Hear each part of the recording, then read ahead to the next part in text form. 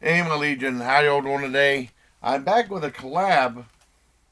I haven't done a collab video in a while. I did a collab with none other than my good friend DemonicPretty I. I've known for a few years, and she is awesome. She's an amazing person, and she can't. And she does a lot of stuff on Twitch and some stuff on YouTube. And I think she's wonderful. And she now created her own avatar, like anime avatar, and she's created a series that I love on YouTube called Gorehound Sundays. And she released the early one today, and then I was talking to her about, cause I know a lot of gore and gore films and stuff like that, in my horror movie knowledge, and that's the nice thing about like these weekends and stuff. This is probably gonna be a long video, and you could do like, it's nice having the extra time to do a long video based on memory, you know. And I was talking to her. I didn't know if she wanted to do it or not, but I was like suggested if she wanted to review the very first official gore film ever made, Blood Feast, back in 1963. She said, yeah, and we watched it. I've seen it probably about 10 times. And then we watched it on her Discord. She had a Discord, like a viewing party, which was pretty cool. I didn't know you could do that on Discord. Um, so this is a collab with her. And dedicate this to my pretty, and also to the wonderful memory of Herschell Gordon Lewis, who passed away a few years back. I've always been a fan of his. And as far as gore goes, that's the one thing. Growing up, I wasn't allowed to see horror films. Mom said, "No, I watch horror movies. No, I watch horror movies." And so, of course, as a kid, we used to talk about Frankenstein, Dracula in kindergarten, first grade. Mom would have killed me, or I'd talk about mad scientist, and Mom would kill me. Saying, I do this, now I do this, now I do this, now I do this. And I did see horror films from, Orca, because my dad liked killer whales. I've seen some on TV like that. Land of Time Forgot, these are what I'm considering that. And Mom actually took us to see The Deep, which is more action adventure, but at the time I considered a horror film because it was directed by a guy who did Jaws. And I thought that was fun with Dick and Jane. And that might have been my most mature movie we saw. I was like in second grade. I don't want to get too much into this. And then Dad said he said he doesn't mind horror movie, he just don't like when it gets gory. And I wasn't allowed to see gore films. Now and that wasn't really a problem because we just had TV. We have cable until way, way later until I was in the Army. And then we got VCR, and then that kind of opened up the opportunity to see these horror films that might have been gruesome. And my dad said the ones I wasn't allowed to see: Night of the Living Dead, Texas Chainsaw Massacre, Halloween, and Friday the 13th. He said they're all going, you're not allowed to watch them. He never seen any of those. So, eventually all that stuff started loosening up. He said you can't watch Friday. He didn't care about the sequels. The sequels were worse. But Friday the 13th was pretty tame. And Cisco Neighbor would over exaggerate. He said, yeah, when they reviewed a few of them, they said they get hacked to pieces. They get hacked to pieces, they get stabbed once maybe if you're lucky. And they might show it. Usually MPA would tell them to cut out so much footage of the movie they'll get an X rating. And that's how it was back then.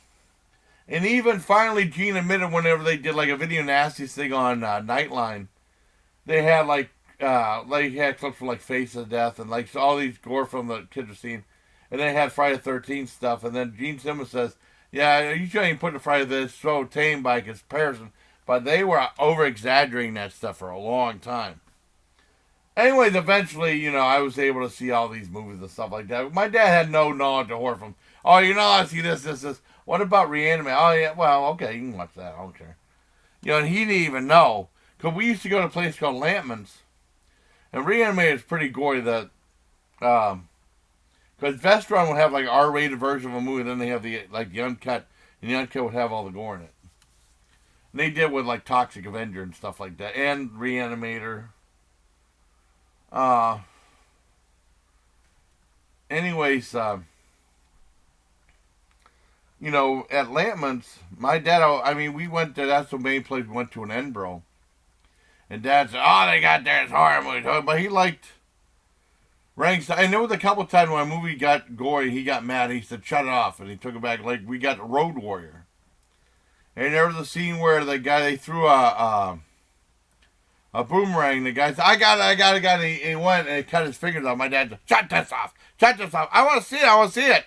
It's trash! It's trash! It's good! No, it's trash! It's trash!" And he took it back, so we didn't get to see. I didn't get to see Road Warrior till I was in the army in Germany. I finally rented it and saw the whole thing. It was awesome. Or like we went to see Scarface. And another movie that he made me shut off was I rented Class of Duke High, my favorite trauma movie. And I was watching, getting close to the last 20 minutes or something like that. He came down, and there was a part where this one guy, he had like, he talked weird. He had like a mouthpiece. So I'm like, he spit out his mouth. And Dad said, "Shut this off! Shut this off! You're not allowed to watch this." So, I mean, I spent my money to rent this movie. I went out to see it. And then earlier that morning, I snuck down and watched the rest of it. But, I mean, eventually they loosened her. I mean, I don't know why. They loosened her. I mean, but it was weird because I was seeing gory movies before that. Like Blood Feast, the first gore film ever made. Herschell Gordon Lewis.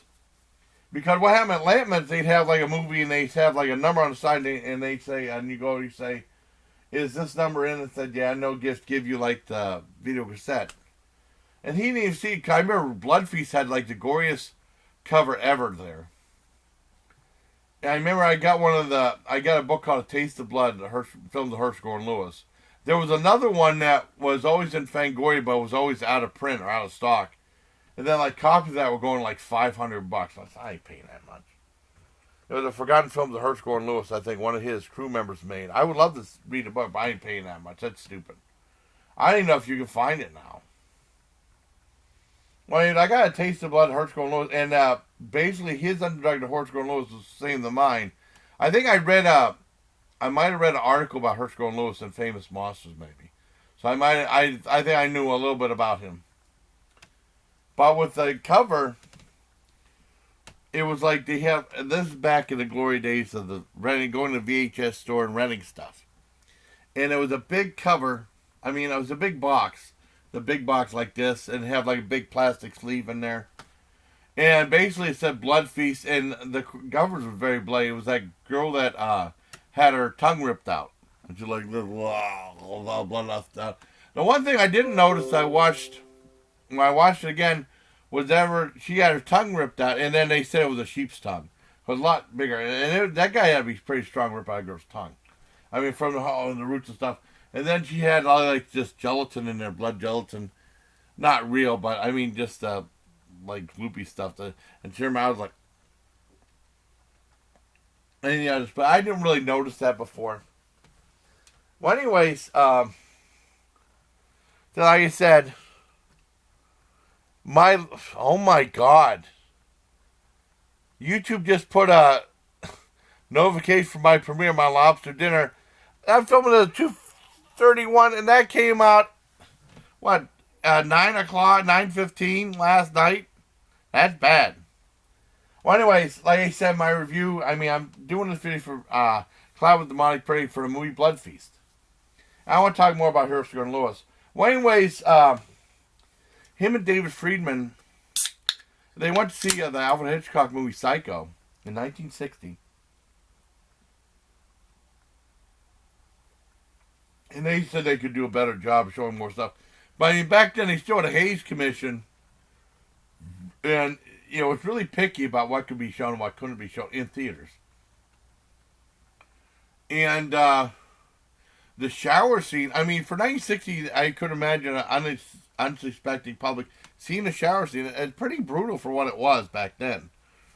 It's a very effective scene, even though you don't really see anything, but it's all implied, but your mind makes you see stuff. Tom Savini used to do that, too, in his movies. And also that was implied in Texas Chainsaw Massacre, the very first one. With Tobe Hooper thought that was going to get a PG rating, he was shocked the MPAA gave it an R rating. Anyways,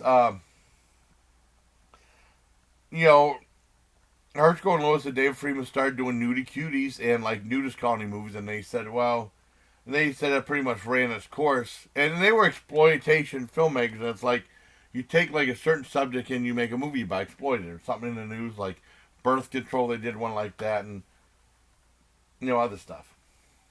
And he said, what could we do that has never been done before? It might make us some money. And they were independent filmmakers who usually took their movies to the drive-in. And they decided blood and gore. And they said they wouldn't show any nudity. There is some nudity in the girl in the bathtub. That's like somewhat, can you see boobs in that?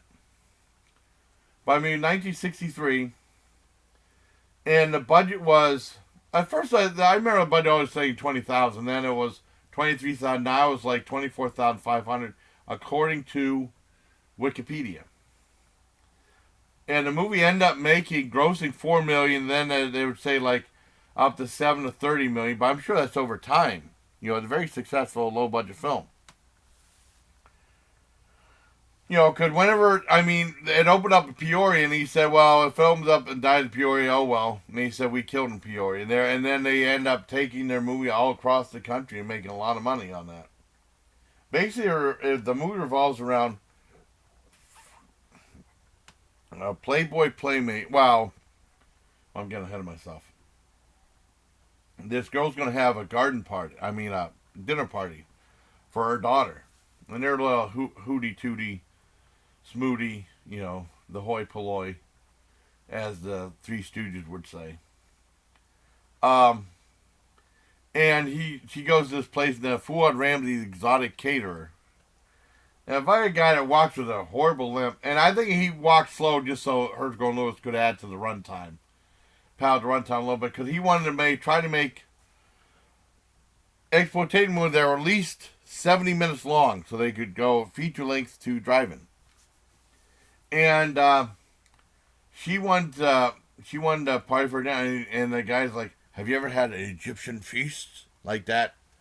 And he said, no, I haven't. And he said, like, yeah, it hadn't been done in over 5,000 years or something like that. So that would be a great idea. And then, like, he said, okay.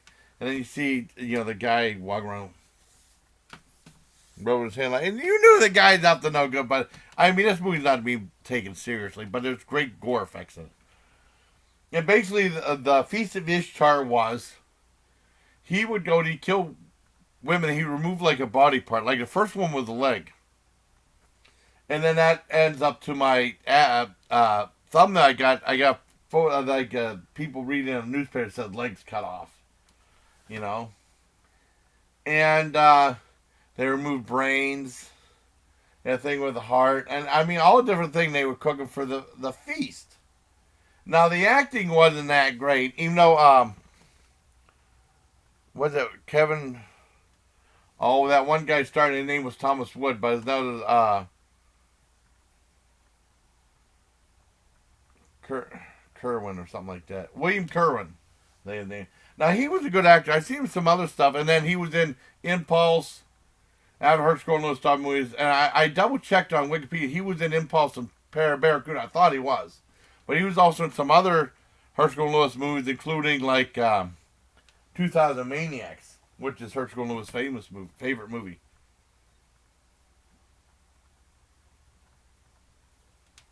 And I remember I've seen it like twice, and I remember renting it in Germany again.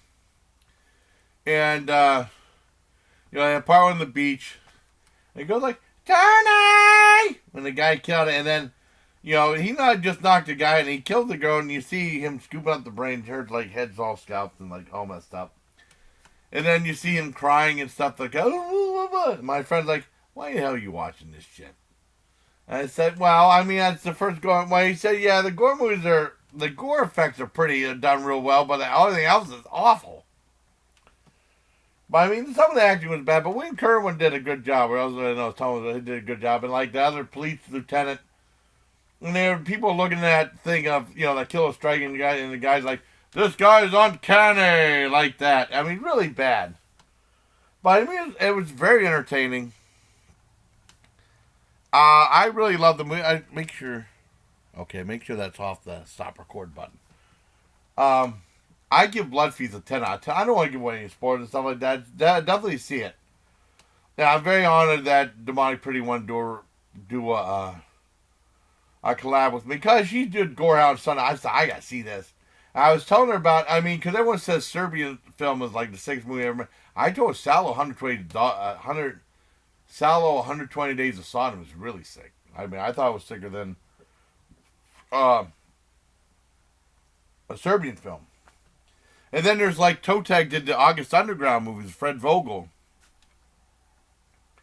in it, and those are pretty gruesome too. I mean, those are really good too. And Killjoy was like in the third one. I think he helped write some of it and stuff like that. And sadly, he passed away. That's how I met Stefan Opel, who was married to Phil Anselmo from Pantera. And I remember Stefan Opel would do these lives, and it drive me nuts because she was live. Oh, cool, she's live. I can talk to her again. I haven't talked to her in a while. And then she removed the video. I was like, dang it. I haven't talked to her in a while. I just want to make sure she's okay. She must be, but I mean, with Herschell Gordon Lewis, he did a lot of other gore films. He did a whole bunch of ideas, like I said, the exploitation. He even did a couple kids' movies. He did Jimmy the Boy Wonder, which I never saw, but sadly, the worst movie that ever says his absolute worst was Magic Land of Mother Goose, which I did see. Now, there was one guy that was uploading all the Herschell Gordon Lewis films, and I didn't get a chance to see them all, because I think, I can't remember why or something like that, but I mean, it was, it was a shame. I mean, then his account got suspended. But I did see some of the Herschell Gordon Lewis ones he did. And then, like, Herschell Gordon Lewis still continued to make some gore films. Now, he did 2000 Maniacs. Well, he did the Blood Trilogy, what they call it, which is Blood Feast, 2000 Maniacs, and also Color Me Blood Red.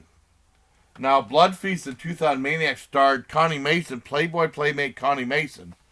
And I remember in Playboy they were talking about, like, talking about what certain playmates did after Playboy, like, or their success. He mentioned Connie Mason, like, a couple.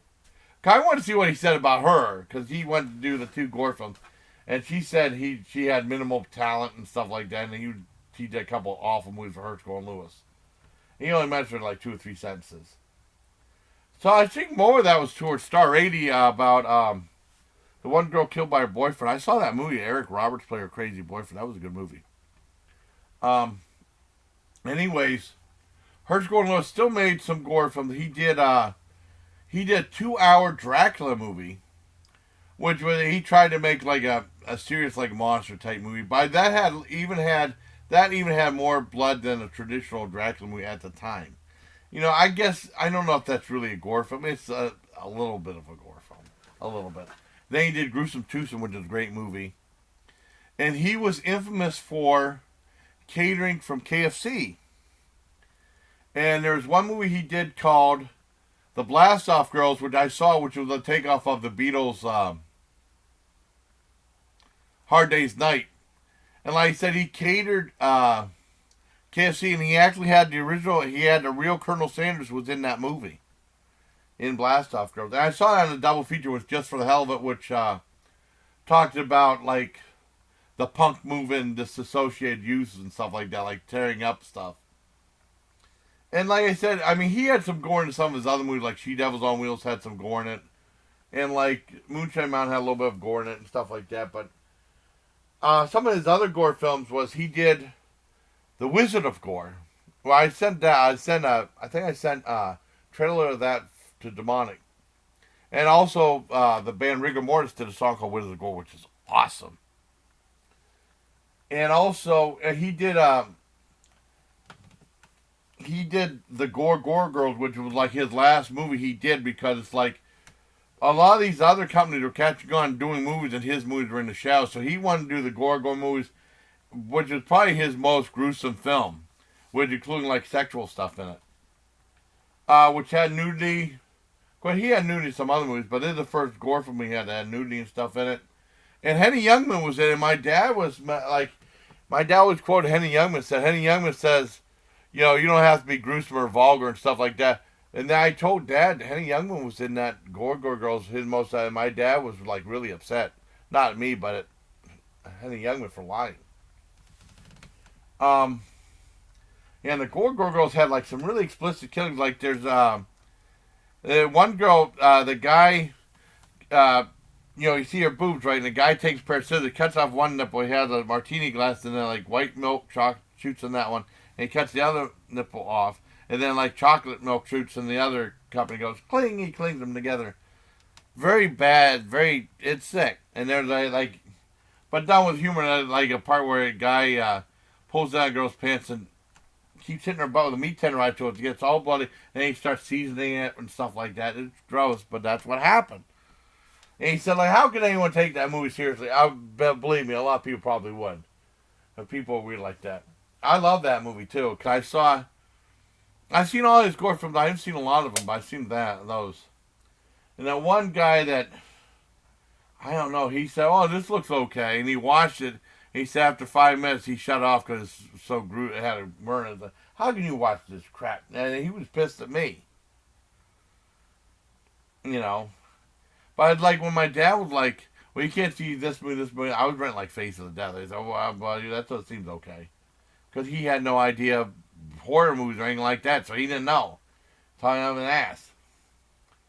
But Herschell Gordon Lewis came back. Oh, I got one you. When you hear Blood Feast, don't confuse it with a 2016-2018 remake of Blood Feast. That movie sucks. Cause I watched it and it said like, all this good stuff at the very beginning said prepare yourself for the Blood Feast. Then absolutely nothing happens. And Caroline Williams is in it, who played the heroine in Texas Chainsaw 2. But nothing happens in the movie, it's all talking. So you got to prepare your blood. I'm waiting. Where's the gore at? And there was none. And then they did someone did a horrible remake of Wizard of Gore with Crispin Glover playing Montag. That was boring as hell. And they had the Suicide Girls in it, but it was awful. I mean, and then, like I said, Herschell Gordon Lewis pretty much stopped filming again in 1972. And then he came back to do like introduction. One of his associates, Pat Patterson or something like that, did a movie called Body Shop. Where I read The Body Shop, and that was a gory film, like a gory like female Frankenstein type movie. And then I guess the copy they released was Dr. Gore, and he did like a 8-minute introduction to it, which was pretty cool. And that was it. I mean, because people were bugging about coming back and stuff like that. And he said he was thinking about doing a thing for Blood Feast 2 at Troma, and then he discarded that. Oh, no. That was John Waters wanted to do Pink Flamingos too. He discarded that. But I mean, like, people say, like, people was talking, let's do a sequel to Blood Feast. We'll say, well, if you get the backing and stuff, I might be interested. And most people didn't do that. And then there was a movie, Vestron Video ended up having a video company called Vestron Pictures because they ended up doing a movie called Dirty Dancing. And that was a huge success, which I'd still never seen. And they did a movie called Blood Diner. I said, boy, this sounds kind of familiar. It said dedicated to Herschell Gordon Lewis, and that was like a spiritual sequel to Blood Feast. And then finally,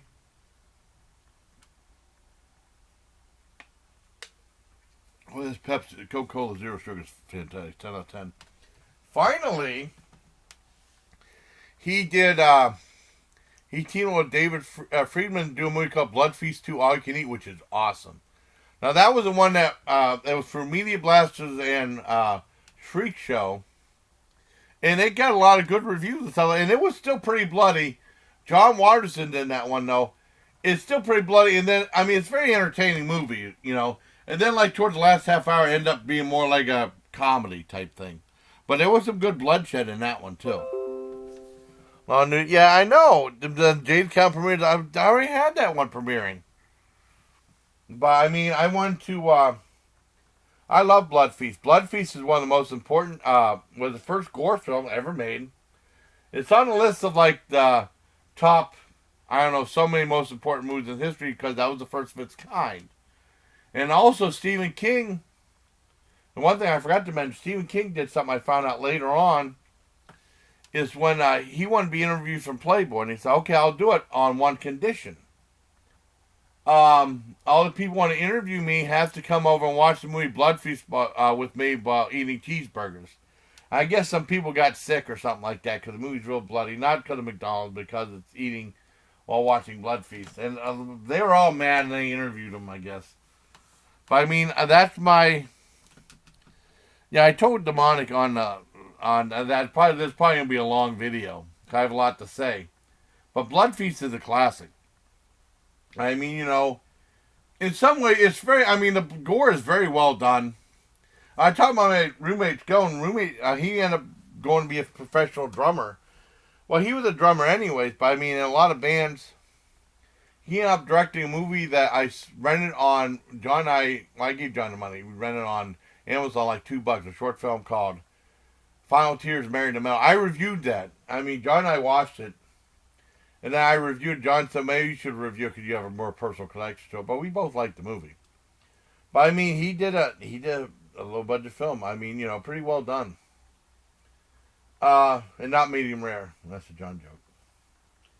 But no, I mean, Blood Feast is an important film, the first of its kind. I didn't know if she'd want to do it because it was it's like a 60s movie, but I mean, I couldn't imagine, like, I'm suspecting, I've seen that, but they said they had a line throughout the door to see the movie, and like I said, it made a ton of money. I give Blood Feast a full-on 10 out of 10. It's a true classic of gore. And I wanted to thank DemonicPretty for letting me do a collab with her on GOREHOUND Sundays. Definitely subscribe to her channel. She's got awesome stuff. And she did another GOREHOUND Sundays I got to watch, double feature one. But she said this one's for 3 o'clock her time would be 6 o'clock my time. So I wanted to do this. I told her it's probably going to be a long video. And like I said, I mean, it's a very entertaining film. And he was trying to, like, do, like, 70-minute movies. At least the movie, like, try to keep it, like, 70 minutes for feature length. But, I mean, some of the movies went a lot longer. Wizard of Gore was, like, 95 minutes, which was, you know, a lot longer than some of the other stuff. And then, like, that Dracula movie called A Taste of Blood. That was a full-on 2 hours, you know. But I mean, I'm a big Herschell Gordon Lewis fan. I saw Blood Mania. I think the last thing, Blood Mania sucked. The only thing good, I mean, even as I didn't even like to say when he directed, but he would do like introductions to different stories and stuff, which was cool. And I think the last thing I saw when I was judging for the Horror Fest, there was a movie called Evil Tunes 3 that we reviewed, and he did like some commentary. And that was cool seeing him actually able to review something like that. I was the only one that gave Evil Tunes 3 a pass or said Herschell Gordon Lewis, and no one else did, but I don't know. I liked it. So, I hope you like this review, everybody. I'm a big Herschell Gordon Lewis fan. It was cool to be able to talk about this. Like I said, he did other movies. He did Year of the Yahoo, which was right before he did Gore Girls. Like, he did other subjects, and that was like his foray into politics. It was like a country music singer. The guy who did Wolverton Mountain, like, don't look on Wolverton Mountain, and about him becoming a political success. You know, he had nothing to do with politics. I consider it kind of like the George W. Bush movie. But no, that was entertaining. A lot of his movies are entertaining, you know. And Scum of the Earth is really good. But he did movies he did all types of movies. But he said his most successful movie was She Devils on Wheels because they always ran the theater. They always used it like for double feature. Well, he said American International picked it up, so I mean that's pretty good. But I hope you like this collab I did with DemonicPretty, GOREHOUND Sundays, Blood Feast, the very first original Gore film. 10 out of 10, fantastic movie. I mean, I loved it. I mean, the acting, it's on YouTube. The gore is well done. Acting made medium rare. I mean, some of the acting is bad, but some of it's pretty good. But it's all in the movie. But nowhere near as good as the police lieutenant in Spawn of the Slissus. That was brilliantly bad. I don't know. if someone ever tried to remake that movie, I don't think they could duplicate that guy. I mean, you know, it was brilliant how bad that was. But it was funny, too. I mean, it made the movie. And there's clips. I mean, he was in 3 scenes. They only have clips of 2 scenes. I mean, I wish the audio was better so I can hear everything he was saying. But like, he answered the phone and goes, I said no comment. I meant no comment. And it was wonderfully bad. But I'm getting off on a tangent. I just like, I had a feeling this would be long. I have a lot to say. Check out Blood Feast. It's fantastic. Blood Feast and Blood Feast 2, All You Can Eat, are good. I mean, there's that, skip that 2016 remake. It's awful. It's all talk, no show. Because, I mean, they had, like, opened it up like it's going to be real gruesome and stuff like that. Super gory and stuff, and it said, prepare yourself for the Blood Feast. And then it was just a company running at a restaurant. And then talking and yelling and screaming. That's all it was. What a jip. So, I hope you liked this review, everybody. Till next time, please, take care of my Legion. 31 minutes. I knew it was going to be a long video. Thank you very much, DemonicPretty. I'll put a link to her channel in the description.